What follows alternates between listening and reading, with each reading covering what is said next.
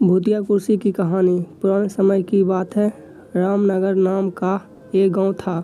उस गांव के पास एक घना जंगल था जिसमें राजू नाम का तांत्रिक रहता था। उस तांत्रिक को अपनी तंत्र विद्या पर बहुत ज़्यादा घमंड था कि वह जिसे चाहे उसे अपने वश में कर सकता है और जिसे चाहे उसे मार सकता है। गांव वालों को यह बात पता चल गई कि राजू तांत्रिक अपनी तंत्र विद्या का इस्तेमाल करके गांव के युवकों को एक एक करके अपने वश में कर रहा है और कुछ समय बाद ही उन्हें मार देता है। एक दिन रात के समय में गांव के लोगों ने एक टोली बनाई और उस तांत्रिक को मारने के लिए उसके घर की ओर चल दिए।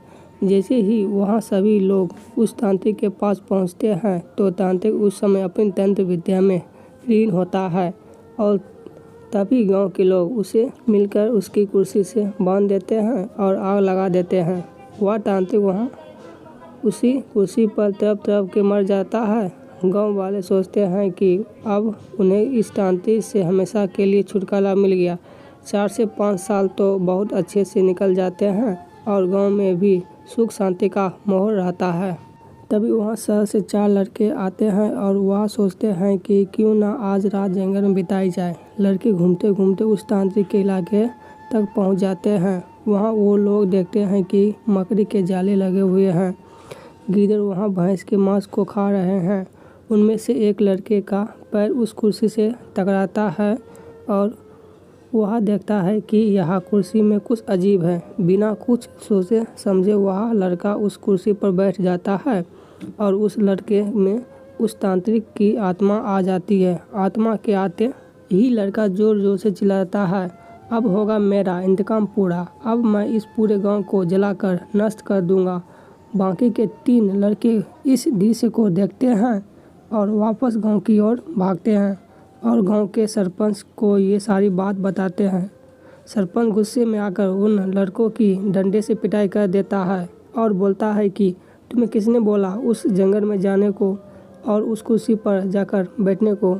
लड़के माफ़ी मांगते हैं और अपने दोस्त को बचाने की तरकीब पूछते हैं।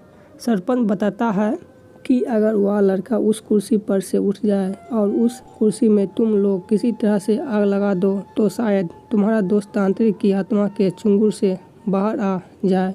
इतना ही देर में वह लड़का तांत्रिक की कुर्सी के साथ उड़ता हुआ गांव में आ जाता है।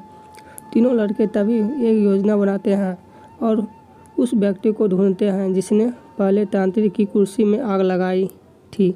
तीनों लड़के उस आदमी से गुजारिश करते हैं कि वह कुछ समय के लिए तांत्रिक के सामने आ जाए। वह आदमी मान जाता है और तांत्रिक के सामने आकर खड़ा हो जाता है। जैसे ही तांत्रिक की आत्मा उस आदमी को देखती है वह कुर्सी से उतर जाती है और मौका मिलते ही तीनों लड़के उस कुर्सी पर मिट्टी का तेल डालते हैं और आग लगा देते हैं, जिससे उन दोस्तों की जान बच जाती है और गांव के लोगों को भी उस तांत्रिक की आत्मा से छुटकारा मिल जाता है।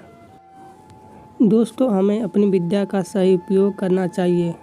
कोई भी ऐसा काम नहीं करना चाहिए जिससे दूसरों को हानि हो।